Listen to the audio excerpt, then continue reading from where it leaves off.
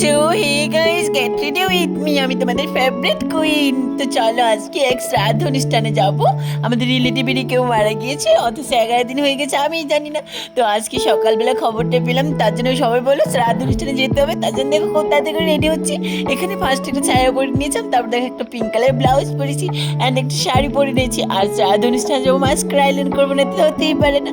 তো দেখো এখানে মাস্কারা আইল্যান্ডার করে নিয়েছি অ্যান্ড যেখানে যাই ওখানেই তো আমি লিপস্টিক পরি।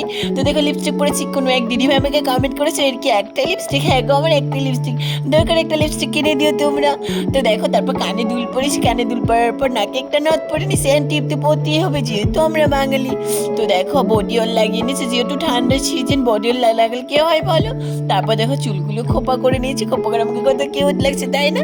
তারপর দেখো একটা স্যান্ড পরেছি, স্যান্ড না পরলে তো গলাটা খালি খালি দেখা যাবে, কিউটই লাগবে না আমাকে। তারপর দেখো মিনি কাঁকড়া লাগিয়েছি, যেহেতু আমার মিনি কাঁকড়া খুব পছন্দের কাঁকড়া।